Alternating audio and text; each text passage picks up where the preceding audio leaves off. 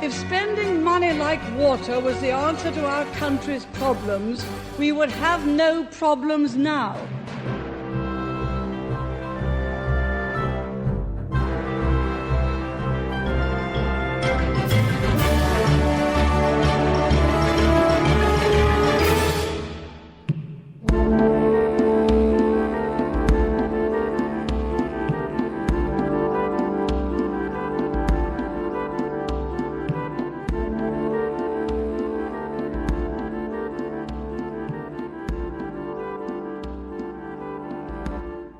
It's Wednesday night, which means, yet again, yes indeed, it is time for Modern Comments here on Vigilant Liberty Radio. I would turn this over to Amy, but I have to ask our guest for a second. Crystal, really? We're live as... Fuck. Really? Yeah. You can be live That's as... a fact. That's factual. Fact check that. Fact check it right now. Okay. I'm just double checking. Anyway, here's Amy, your erstwhile host. Good evening, ladies and gentlemen, and welcome to another edition of Modern Comments Radio. I am Amy, your host, and joining me this evening we have, who is already introduced, Crystal. Good evening, Crystal. How are you? Fantastic. How are you? I am wonderful. Thanks for joining me. We had a last-minute change in the program, and Crystal agreed to be on. Hopefully next week, Amanda, who is at Write and Planning, will be able to join us. Something came up and she was unable to today. So Crystal has agreed graciously to step in. Also joining us this evening is Dave. Hello. How are you this evening, Dave? Wonderful. Excellent. And, of course, doing the wonderful job of producer is Taylor. How are you this evening, Taylor? Well, the hives are starting to... That's good. Good. That is good. That's always a good thing. Yeah. Once I stopped looking like I had I had leprosy. A good thing. Always a good thing. And if you are listening in, you can also join us in our chat room by going to vigilantlibertyradio.us/chat. Click on play in the play bar there to get the program going, and then click here to chat and join us in the chat room. You can do Flash or Java. We find Flash works best on PCs and Java works best on Macs. And we hope to see you in the chat room. And we're going to get started. Jumping right off the bat, one of the things I wanted to do with this program is not only talk about politics, but talk a little bit about pop culture and really sort of engage the culture, because I think conservatives need to do that more and be more aware of pop culture and what's going on. So I want to talk a little bit about the Emmys. The nominations came out last week, and I'm going to give my predictions, not in every category because there are so many of them, but I am going to do the big ones, drama, comedy, and the best actor and best actress for both. So we're going to start by talking about the dramas, what's been nominated for best drama, and I'll let the panel chime in on what they think is going to be the winner. And it doesn't have to be a detailed analysis of who's going to win. You can go with your gut feeling, or you can go with what happens to be your favorite show. But the nominees for best drama are Breaking Bad, Downton Abbey, Game of Thrones, House of Cards, Mad Men, and True Detective. And if I had to pick one and I had to bet money, and I'm not saying you have to bet, but my money would go for Breaking Bad. Ditto. Dave says ditto, given how wildly popular the series finale was. Was it earlier this year, late last year? I don't see any of those other shows as wonderful as they are, and I know Game of Thrones is popular, House of Cards is wonderful, Mad Men is in its final season, so it could get the nod. True Detective I've heard good things about, but I think Downton Abbey is always popular. Downton Abbey is always popular, but I think Breaking Bad is going to take home the Emmy. What do you think, Crystal? Honestly, I've only seen like the first few episodes, the first season of Breaking Bad, I guess, and I thought it was good, but I don't really know what happened at the end. All I know is that I think Twitter and Facebook simultaneously broke. Everybody was pissed. At least the people that I talked to. So I don't know about that. And also, I'm a huge Mad Men fan, so I'd love for them to win, especially in their last season. Excellent. So we have 2 for Breaking Bad and 1 for Mad Men. Taylor, did you want to weigh in? True Detective. True Detective? Awesome.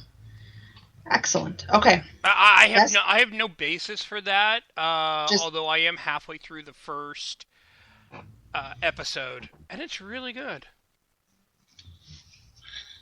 It's on my list of things to watch. Like Crystal, I'm culturally aware of Breaking Bad, and I've watched part of the first season, but it's really hard to watch a show about a school teacher turned meth dealer when you have 3 children under the age of 8 in the house who cannot watch the show. On the other hand, the Malcolm in the Middle alternate ending is really good if you can look it up on YouTube. Yes, it is. Even if you don't know the show and how the show ends, I highly recommend watching it, and I'll see if I can find a link and put it up in the chat because it is worth watching, especially if you did watch Malcolm in the Middle. It's very, very entertaining. The 2 other big categories underneath drama are Best Actor and Best Actress. Nominated for Best Actor, Bryan Cranston for Breaking Bad, Jeff Daniels for The Newsroom, which I believe was canceled, Jon Hamm for Mad Men, who's just handsome, I have to put that in there, Woody Harrelson for True Detective, Matthew McConaughey for True Detective, and Kevin Spacey for House of Cards. I'll start with Dave. Dave, who do you think is going to take this one? I'm going to go with Bryan Cranston on this one for the final season. He's just a very versatile actor. I think Breaking Bad showed his depth as far as what he could do for drama, as well as for comedy. And I'll go with him for my gut feeling. Crystal, who do you think is going to take it home? I would say Bryan Cranston, probably. Okay. Taylor? Yeah. Bryan Cranston? Okay, I'm going to be the outlier here, and I think Matthew McConaughey is going to win for True Detective. He won the Academy Award. I believe he also won the Golden Globe. He's just been riding a wave of awards, and I think... I think he should. I think Bryan Cranston will. So you think Matthew McConaughey should, but Bryan Cranston will. I think Matthew McConaughey will, and I think I think Bryan Cranston was wonderful, but I think Matthew McConaughey is going to take this one home, just to keep that string of wins going. Actress in a drama, the nominees were Lizzie Kaplan for Masters of Sex, Claire Danes for Homeland, Michelle Dockery for Downton Abbey, Juliana Margulies for The Good Wife, Kerry Washington for Scandal, and Robin Wright for House of Cards. What, no Christina Hendricks? She's supporting actress. That's what I was thinking. Oh, she's probably under the supporting actress category. Okay, so sorry, I know he's so disappointed. You should see the look on his face. He really likes Christina Hendricks. I really like her. Yes, she is so many levels. I do Who? too. But Christina Hendricks. She plays a wonderful accordion. Yeah. Oh, she was Saffron. There you go. Yep. Exactly. Okay, Crystal, I'm going to let you start off on this one. Who do you think for Best Actress is going to take home Honestly, the award? No idea. No idea. I haven't watched it. Well, I've watched Scandal, and that was really good. And Kerry Washington's awesome, so that would be awesome if she won. But I don't... As far as, like, the public eye, I don't know. Okay. Juliana Margulies, just because. Just because? Taylor, what do you think?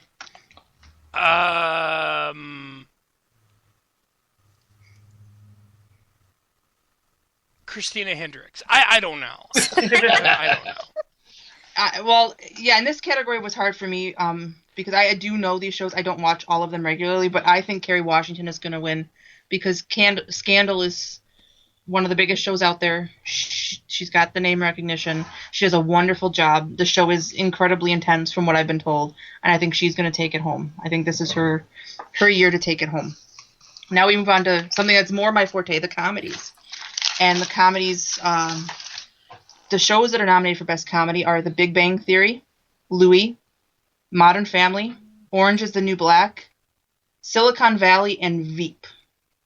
And I am going to go with my favorite show is The Big Bang Theory, but I'm going to say Orange is the New Black is going to win the Emmy this year. I think so too because it's so popular. But honestly, I would love to see Modern Family take it home.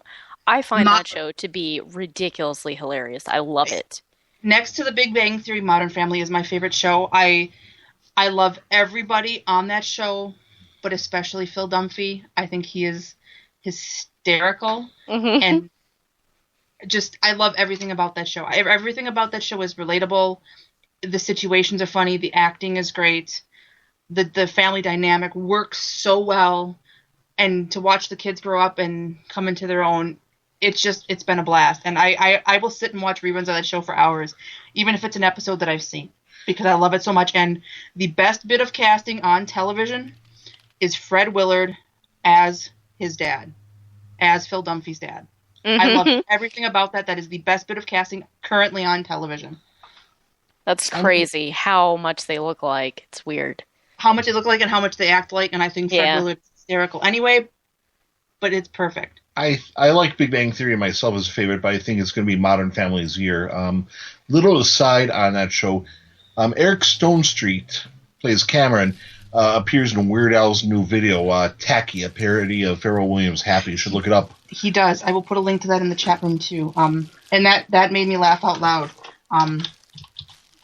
It was very, very entertaining. But your dad would see Eric Stonestreet's outfit and ask, "What's wrong with that?" Yeah. I'm going to put the link up to the video in the chat room in just a second. Excellent. Okay. Best actor in a comedy. We have Don Cheadle for House of Lies, Louis C.K. for Louis, Ricky Gervais for Derek, Matt LeBlanc for Episodes, William H. Macy for Shameless, and Jim Parsons for The Big Bang Theory.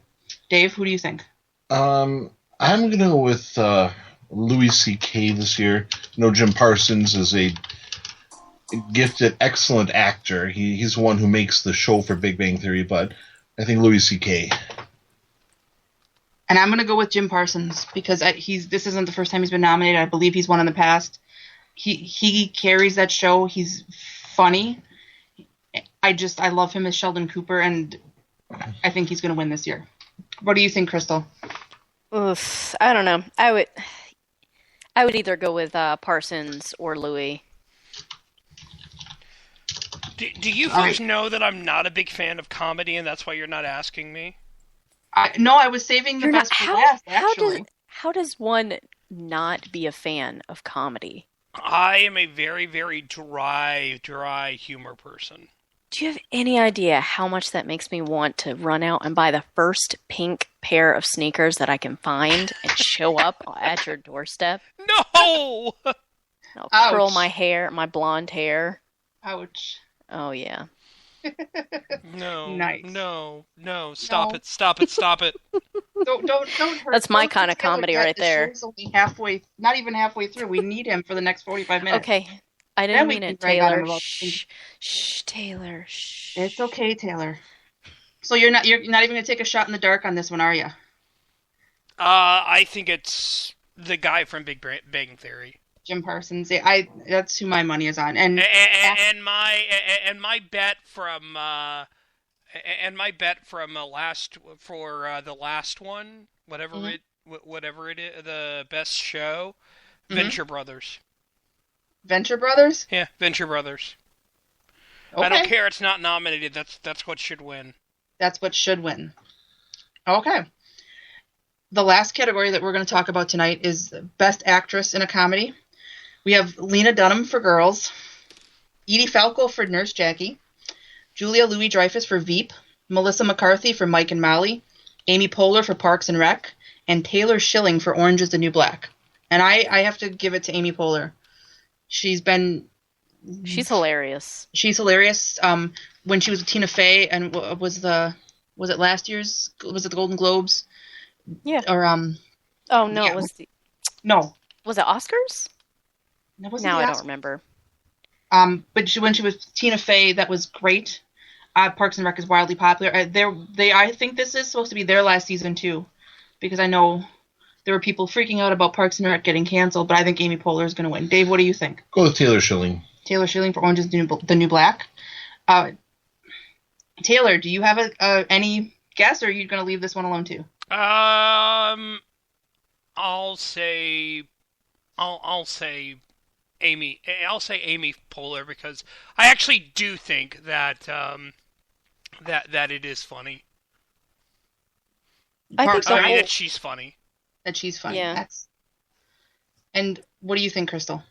I think that whole category is filled with like awesome people besides Lena Dunham. I don't know why people find her funny. Who's Yeah. Lena Dunham? Yeah, I don't get it. I just don't. I've tried and I don't. Sorry. I tried. But I mean, the rest of them very good actresses. Some of them really well seasoned, and I love Parks and Rec. So I think either Amy Poehler or I would say from Orange is the New Black. What's her name? Taylor Schilling. Taylor Schilling. Just Okay. because the popularity that it's in, but honestly, I think that Ron Swanson makes up the bulk of the funniness on Parks and Rec, but Amy Poehler brings something to the table that I don't think any other female can. Yeah, and I think she's going to win it. I like her. And this is all leading up to the last category we're going to talk about, but we're not necessarily going to pick the winners, is Best Short Format Live Action Entertainment Program. And the reason we're going to talk about that is because the Funny or Die episode of Between Two Ferns with Zach Galifianakis, and that's a hard last name to pronounce, got nominated for an Emmy, specifically the episode where President Obama came on to talk about the healthcare law. And I am so dedicated to this program and doing this that I actually sat through all 6.5 minutes of listening to him talk, when normally he makes me want to throw things at the computer, the TV screen, or shut off the radio. So I took one for the team, as it were, and watched the whole thing, and I don't get why it was nominated for an Emmy, except for the fact that Obama was on it. Now, let's see how extreme we are. Obama or Kids Bop? Which would you rather listen to? I'd rather listen to Kids Bop. Ow! Yeah. Yeah, and Kids Bop is bad, and if you follow me on Twitter, you see the other day I ranted about it and said it's not allowed in my house. That's how much I'd rather not listen to Obama. I'd listen to that drivel instead. Well, because it's not really anything that he believes, or he's just saying things. Mm-hmm. He's just selling something that most people, if they really knew what it was, they wouldn't want. Yeah, well, in my show notes, when I was watching it and listening to it and taking notes, I wrote in big letters, infomercial, right next to bullshittery. I think it could have been tolerable if they had kept, if you have seen it, you know what I'm talking about. If not, I will stick the link up in the chat room if you are brave enough to want to watch it. But if they stuck with just the making fun of things, and some of the stuff was mildly amusing instead of turning into an Obamacare infomercial, it might have worked, but would it have been nominated for an Emmy? I don't think so. I'm just ticked because they didn't do that for Nancy Reagan when she was on Different Strokes for her Just Say No message back in 1983. Yeah, and he was been dying to bring that up because then he gets to yell at me, get off my lawn, because that was the year I was born. So I don't even remember that, because I was born in 83. I remember it was a golden era. I think Obama did this because he didn't have his chance to do a very special episode in the 80s. You know, things like, health care, don't drink and drive, don't hit your kids, don't touch your kids in the wrong places, don't worship Satan. All those fun infomercials from the 80s. Very special episodes are called. Very special Don't episodes. take away my birth control. Don't take away my birth control. We can do that one too. I put the link up to Between Two Ferns in the chat room for anybody who is interested in watching it. But when they said that episode was nominated, I went and I did watch some of the other things that were nominated, and I gotta tell you, if The Soup doesn't win for their parody of True Detective, they will be robbed. And the other thing I would give it to is the Super Bowl halftime show with Bruno Mars, which was the first Super Bowl halftime show in my adulthood that I can remember not walking away from. It was actually a decent show. He put on a decent show, and I enjoyed watching it. Guy's a great live performer. He is a great live performer, and that was a tight act that he put on, and it was entertaining and enjoyable. Who's Bruno Mars? Oh, Taylor. Shut Really? up, Taylor. Really? Get back in the box and be quiet. I'm older than you, and I know who Bruno Mars is. Oh, Taylor. If it's not Viking metal, or Japanese jazz, I have no idea who it is. Viking metal or Japanese chat. We'll have to devote an entire Very episode to specific. those. Yes, those are very, very specific, but Does Immigrant Song count as Viking metal? wow.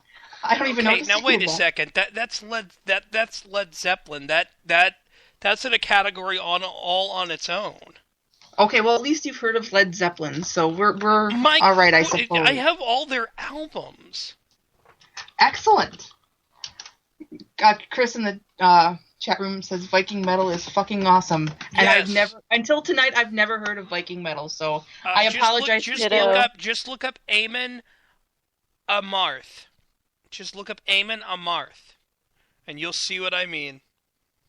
Okay, I will do that. That will be my homework after the show. I will look that up, and I will let you know what I think about it. Maybe I have come across it. Didn't Peter Stormare do a sing on one track for some sort of Swedish metal band? Is that Viking metal? I have no idea what you're talking about right now. You're dating yourself very badly. Peter Stormare? I don't even know who that is. Peter Stormare? No, I don't. Fargo? Oh, Fargo. Okay. Yep, sorry. Now I recognize the name. Fargo. Sorry. No, that's okay. But getting back to non-Viking metal topics, what do you guys think about this Emmy nomination for Obama? Is it just... It's predictable. I know that sounds awful, but here we are, with our celebrity in chief. And he pulls this stuff all the time. I mean, he went on SNL to dance horribly. I don't understand. I don't get it. Well, and go ahead. If the economy was good, if things were really, just going swimmingly, and he wanted to go on SNL, I get it. Okay, cool. You want to connect, blah, blah, blah, blah, blah. Mm-hmm. But things aren't going well, and he's just doing this crap. I don't understand. Additionally, did you see that they are crediting the Funny or Die video for an increase in healthcare.com traffic? Traffic went up. Traffic went up. I think it was 40%. But not actual by the book enrollments, though. See, words mean everything. But anybody can listen to that segment and go, I'm going to go look at the website, and traffic went up. Okay, so what is... Yeah, and they go there. They go there, and they're like, "Oh my gosh, these prices are terrible." Okay, I'm just gonna go without insurance until I, show up at the hospital, and I'll just sign up when I get there. Yeah, exactly. But I have this gut feeling, and I will watch the Emmys, that it's gonna win, even though it doesn't deserve to. It's gonna win, and then, like you said, our celebrity in chief will be even more insufferable than he already is. That poor gap in Nancy Reagan's trophy shelf. Let it go. It was 30 years ago. I'm sure that she's over it by now. And it's a new media today. I mean, they're not really concerned with reporting the news anymore. I mean, unless, it's against a Republican president. But no, and a Republican president, or that awesomely biased AP headline that they tweeted out today about the Senate GOP blocking access to contraceptive Wasn't coverage. that just awesome? That was awesome, and if by awesome we mean a load of biased bull. Hacktastic on a ridiculous level. Yes. Because clearly we don't know who wrote it. It was some staff writer at AP, and they'll probably never be held accountable, but the tweet said I'm going to see if I can find it, because I know it was in my timeline, because I tweeted about it. It was Senate Republicans block access to contraception. And it got justifiable flack on Twitter, and it deserved it, because what a load of BS. And this is just the kind of crap that we have to deal with. And they're not blocking access. How many times do I have to say this? Oh, here we go. I'm going to put it in the chat room. Not only that, free is not... They have no idea what free means. None. It means somebody eventually doesn't... As long as I don't have to pay for it, it's free. All the other people who may have to pay, I don't care about them. Oh, hi, boss. Hello, Liz. Liz, the boss of VLR, joined us in the chat room. So everybody say hi to Liz. Hi, Liz. Hi, Liz. Yeah, so there was that, and it just goes back to this ongoing sort of war that they have, not only against Republicans and this free contraception thing, but this battle against religious liberty and religious freedom, which happens to be a great segue into the second topic that we're going to talk to tonight. By the way, I think Obama's going to win the Emmy, and I don't care. I think he's going to win too. It will bug me And because they'll bow down and worship before him. because I watched some of the other stuff. The Parks and Rec in Europe was nominated, and that's several episodes. Children's Hospital, which is on Adult Swim, was nominated. That was okay, but the Soup True Detective, that was very funny, I thought, and I think that they deserve to win. I don't think they will, unfortunately. And I think my second choice would be the Bruno Mars halftime show, and I don't think either one of them is going to win. I do think that the Between Two Ferns is going to win. Wait. Time out. In the chat room. Wait, I got promoted? Liz? Hang on. Well, congrats. Wait, what? She's now saying that I'm the boss of the site. Station. Or something. Forget it. Let's forget it. Okay. Transition time. On your promotion. And we're gonna switch gears now back to talking about religious liberty in the age of Obama, the celebrity in chief, as Crystal put it so nicely. And Hobby Lobby was a big thing talking about the First Amendment, but there's something going on in Louisiana that I think warrants our attention too. And it's about a priest, and the Louisiana Supreme Court has ruled he must testify in a case about what he heard in a confessional. And this is related to an abuse case of a child who allegedly went to him for confession, confessed that she was having a relationship with an adult man, and then the parents contacted the authorities and they got involved. And now the Supreme Court of Louisiana has said that this priest has to testify about the confession.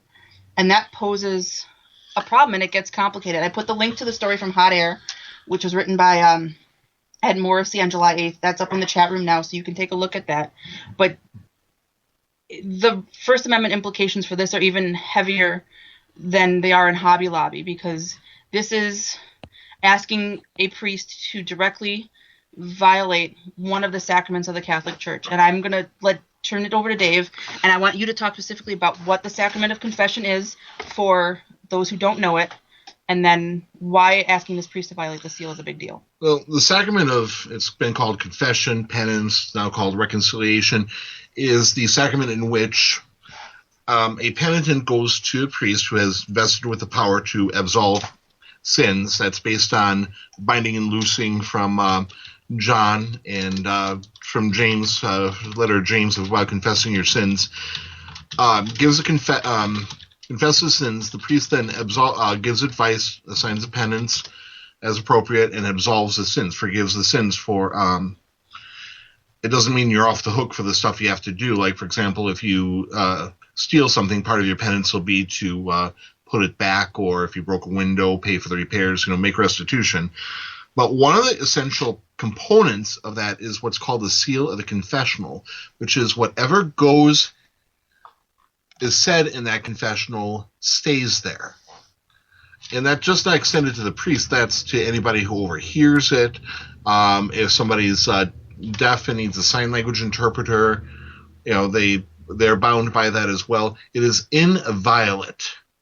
And that's not just something that's Roman Catholic. The other historical Christian churches, like the Orthodox, the Copts, the Armenians, Syrian Orthodox, all have the same thing. And even with Protestants, the Lutherans also have the seal of the confessional. The only way a priest can talk about something that goes on in confession is if the penitent, the one who confesses, gives him direct permission, and only about whatever the penitent is chooses to release in there, and that would have a conversation. It's also rather difficult for the priests because they train themselves to have this amnesia. Whatever, if you ask priests what they was said in the confessional, even they could tell you, they couldn't because they're trained to forget about it. Well, they also how many confessions do they hear on a daily basis, a weekly basis, nowadays, a monthly basis? Not as many as they should, yes, but still. How many conversations do you remember having where you remember the details of everything? Right. It's they can't remember everything that goes on there, because if a priest happens to be in a happy situation where lots of confessions are heard, it's going to be so many of them that they couldn't remember a thing. So there's a seal where they couldn't remember anything, and they have. As far as with church history, there is a saint, St. John of Nepomuc, who was martyred because he wouldn't tell his king what the queen said in confession. Also, civilly, it is protected by federal law. So I think the Louisiana State Supreme Court is going against federal and probably their own state laws in this.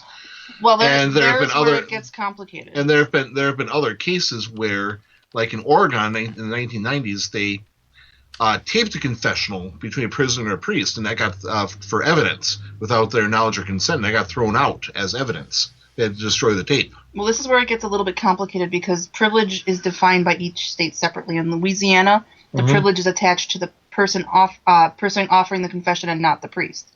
So once the penitent has revealed what is said, and I'm reading this from the Hot Air article, the state can subpoena the priest to confirm or deny the testimony. In that sense, it's akin to the lawyer-client privilege, which can be broken by the client.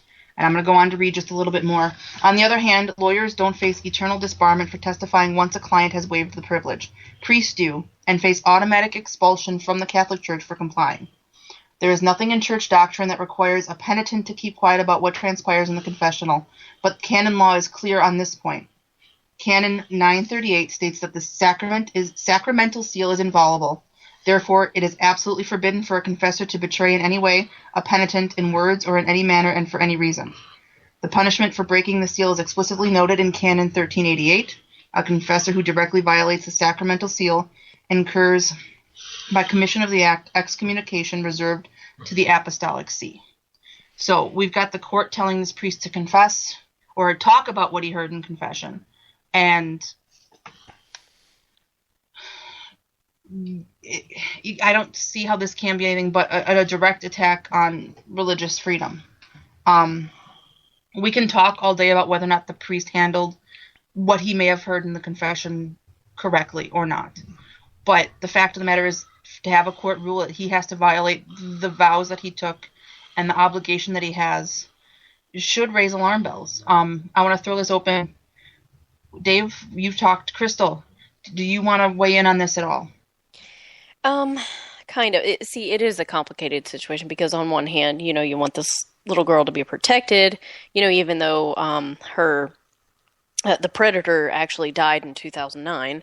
Yes. But it's kind of hard to say because I keep reading the article, and to me, it's not very clear to me whether this girl actually said, "I'm 13 and I'm sleeping with this guy," or doing whatever. Or if she just confessed and said, I'm doing things with this guy. And again, does he even know who he's talking to? Is it anonymous? It can be. Some churches have open where you can sit face to face with the priest. I believe they are required to also allow you to have that sort of stereotypical what you would see in the movies and on TV, where you're in the box and there's the wall, the screen between you and the priest, some form of that, so there is a level of anonymity. And the anonymity is done, and the seal of the confessional is done in part because they want people to be completely and totally open and honest in there. You should be able to say anything and everything in that room and know that it will stay there, and that's why they take this seal so seriously and why they offer you the opportunity to keep your identity private. Yeah, and like it mentions, a lot of the time priests will say, hey, you know what you should do? You should go to the police. That would be the right thing to do, blah, blah, blah, blah, blah. Or, like they said, if the girl really did confess to the priest about what was going on, why didn't he at least call the police and say, so-and-so is in trouble without actually revealing the contents of the confession? And that would be my prime issue with the guy. I understand abiding by the vow he took, but apparently there are ways, he could have gotten. Yeah, and we can definitely talk about if he handled it the way we would have, and there is definitely some room there for him to. Yeah, and I don't want to absolve him, but at the same time, there is religious freedom. That's the whole. And it just doesn't seem to me that would be constitutional at all to make him do that. Even if he did remember. And my understanding from what I read, the last stuff that I read, is he's not going to do it. And I'm sure he's not. It's a vow he took. It is an overreach by the government. And if this goes up to federal level, I see it being overturned. It might even be another 9-0. If it went to SCOTUS. I don't think it goes that far. Taylor, go ahead. What this shows is the consequences of good of the consequences of well-intentioned laws, is what it shows. If you look at what this is based on the reporting child abuse or neglect, the Louisiana Children's Code. And it says that the mandated reporters include health practitioner, mental health service practitioner, member of the clergy, teaching or child care provider, police officers, commercial film and photographic print processor, mediators, court-appointed special advocates, organizational or youth activity provider, or a coach. My guess, the reason why they put the priest in there was basically they were looking to say, okay, in case somebody says, hey, listen, I got abused by my priest, and says something says something there. But the issue that you run into also is that this again is very similar to what Judith Miller ran into when it came to her sources in the whatever you want to call it, the Scooter Libby thing, the Valerie Plame thing. This is very. Her decision to not testify about who leaked the info involving Valerie Plame is a very similar situation here. And so honestly, the priest shouldn't reveal his sources. This is a religious liberty situation. I understand why the law was written, but it just shows again the problem with well-intentioned laws really being the road to hell.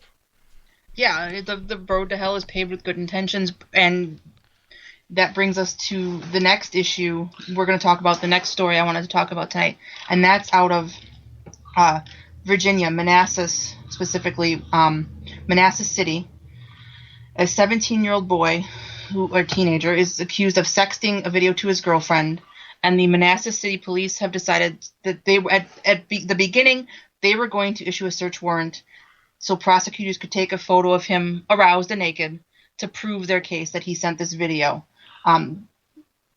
This blew up all over Twitter because most people were rightly taken aback and outraged that they would essentially resort to creating child porn to convict a young man of child porn.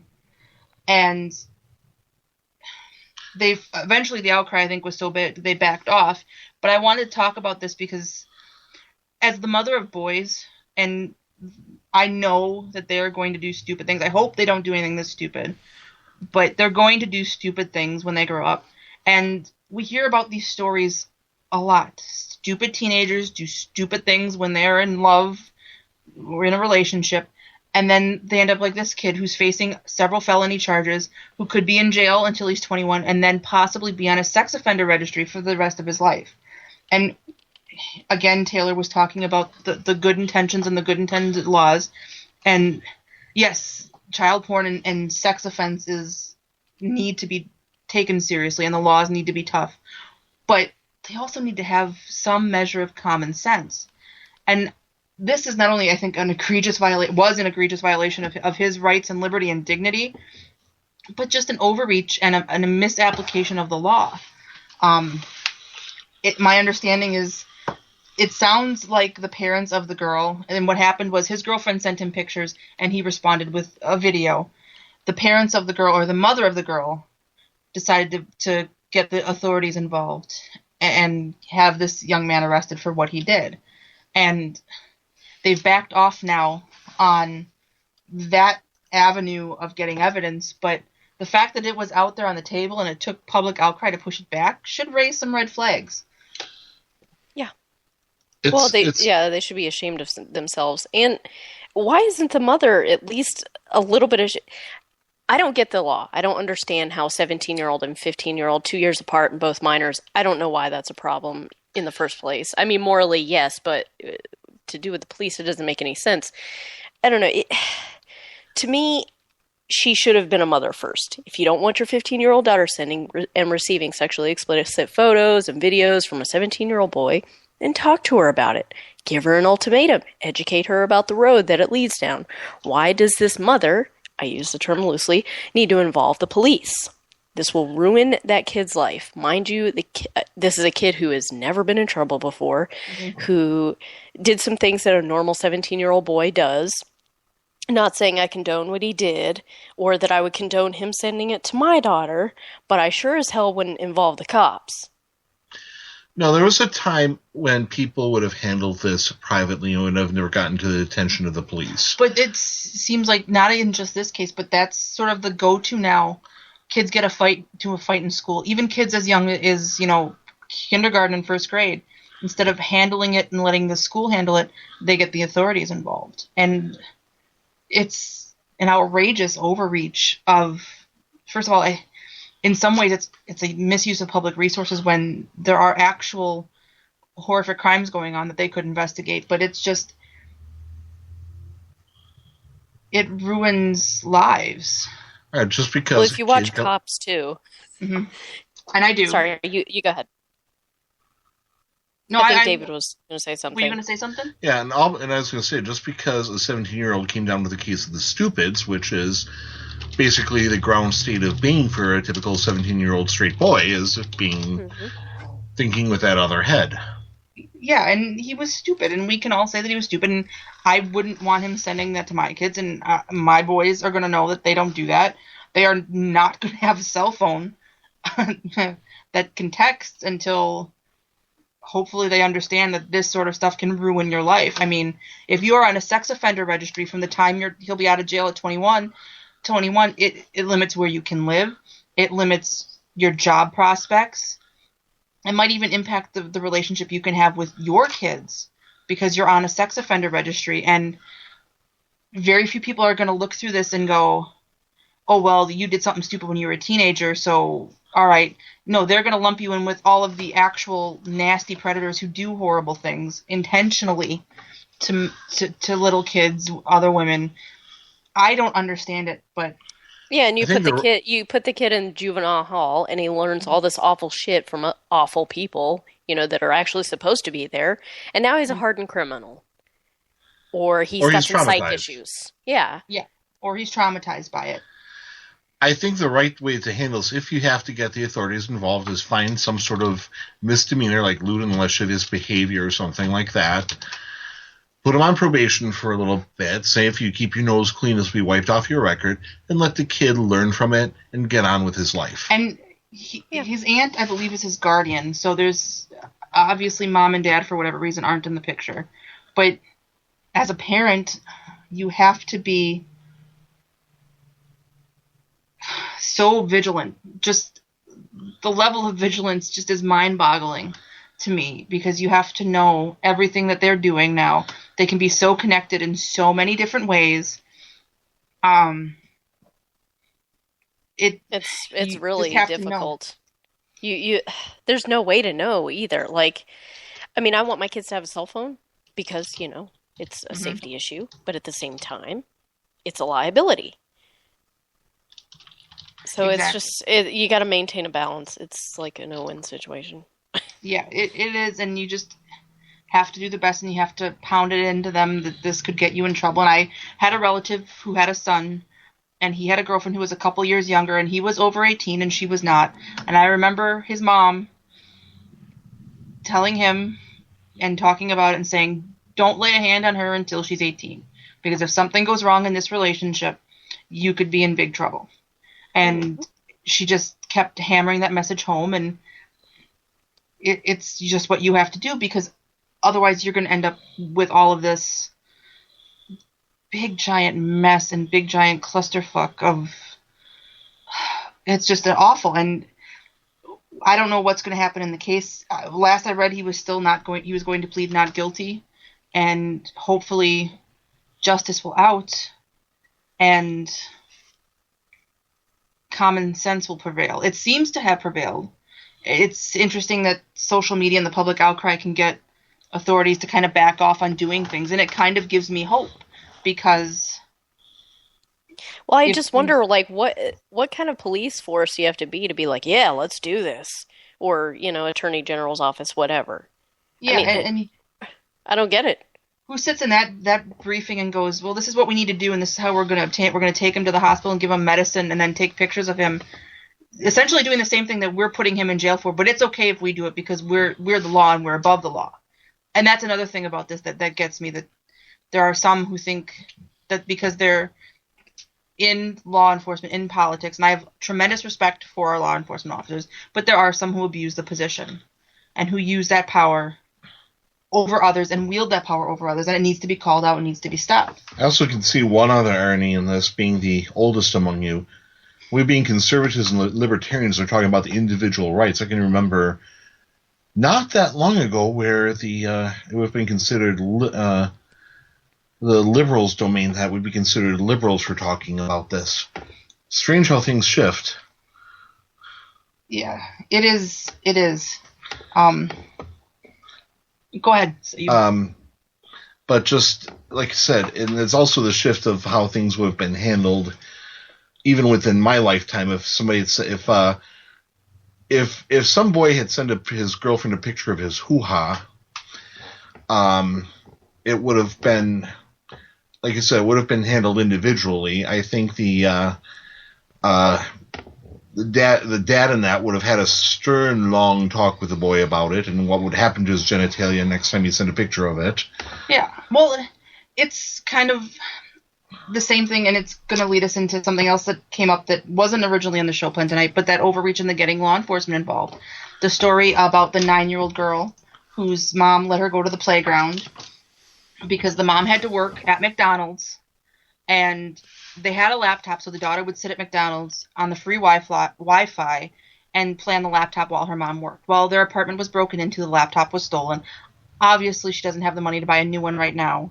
So she let her daughter go to the playground. And the daughter went to the playground a couple days in a row. Somebody noticed that she was there alone, asked her about it. When the girl said her mom was working, this person called the cops. The mother was arrested, and the daughter was taken into Child Protective Services. And I think about, my mom growing up was pretty overprotective, but we still got to do things, go around the neighborhood, play until it got dark with our friends, and we never even thought of, hey, somebody is going to call the cops on us or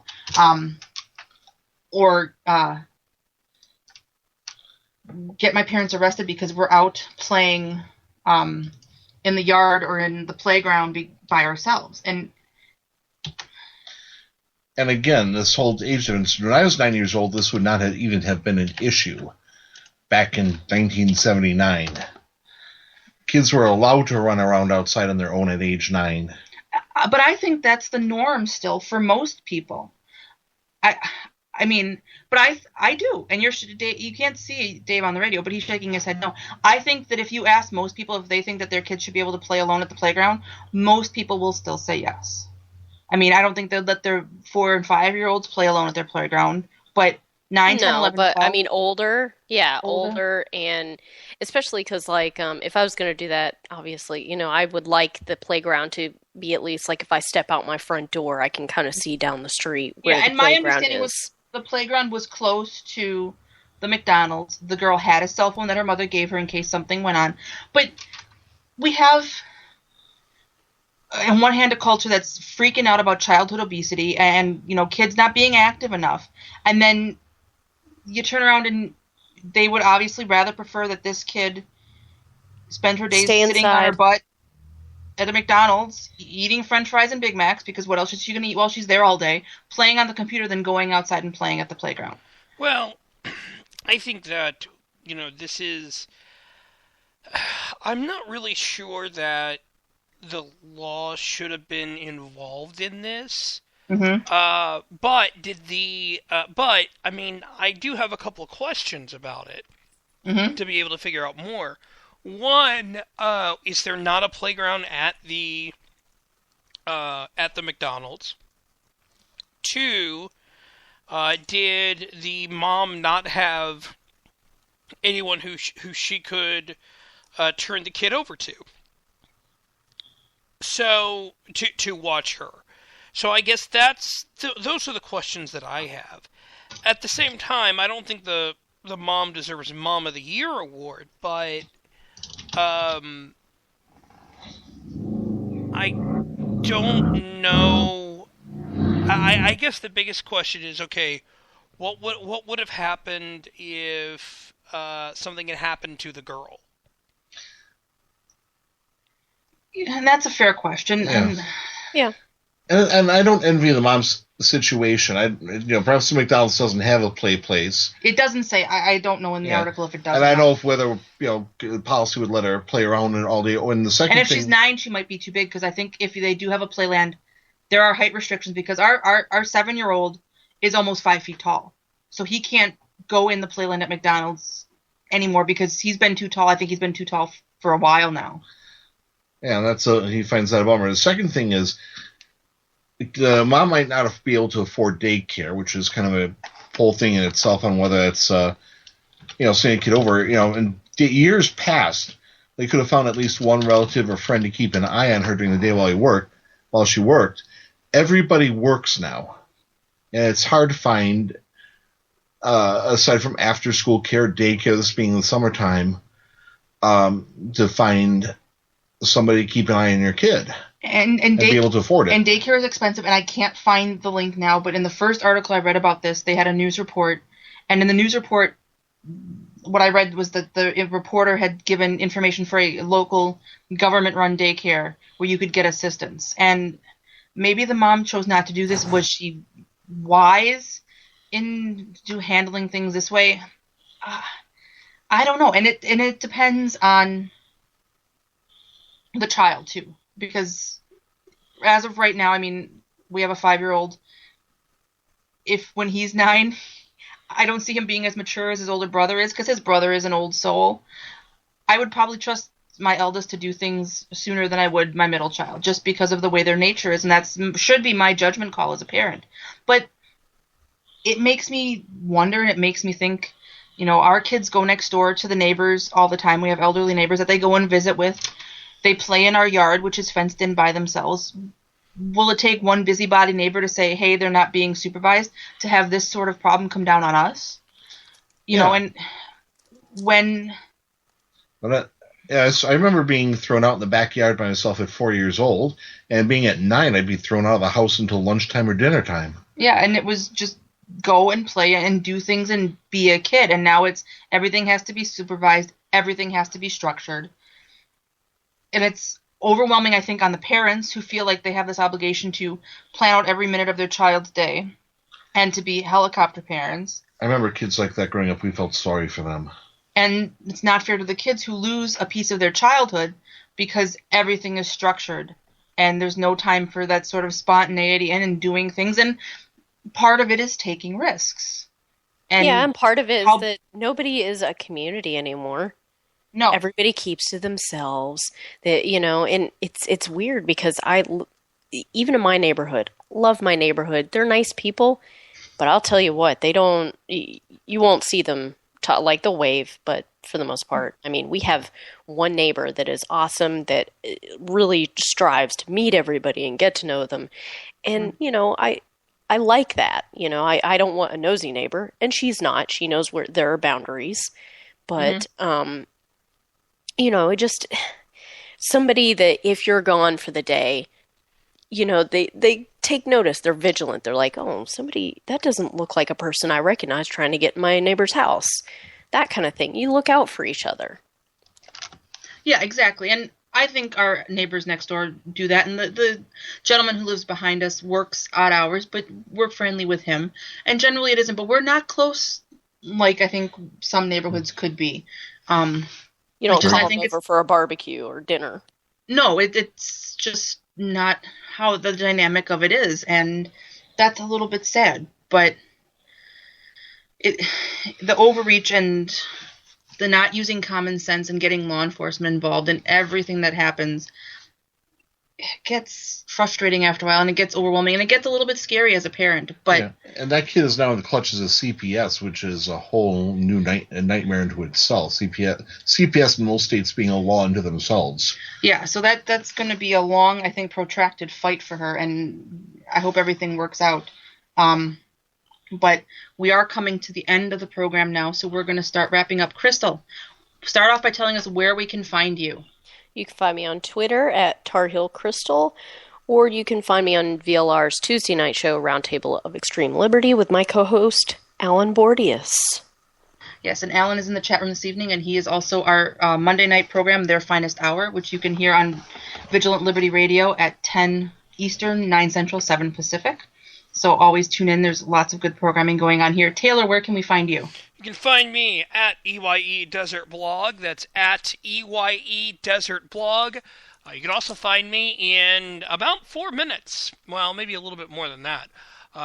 For The Right War with Liz and Taylor. The simulcast is here on Vigilant Liberty Radio, but make sure you go to the FTR Radio chat room to chat with everyone. I'm also on Saturday nights at 9 p.m. Eastern for the now two hour Saturday Night Cigar Lounge. Excellent. And I want to thank Dave, who is still not on Twitter, so you can find him here when he has the time to come and sit in. Thanks for putting up with me tonight. And I'm Amy. You can find me on Twitter at Modern Comments, at my blog, moderncomments.wordpress.com, or as a contributor sometimes to Real Raw Right, which is realraw.us. So thank you, everybody, for tuning in. We'll be back live again next week here on Modern Comments Radio. Stick around for The Right War coming up next.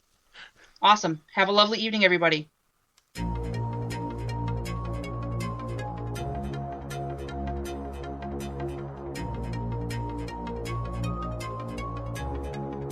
This show is copyright by VLR Media.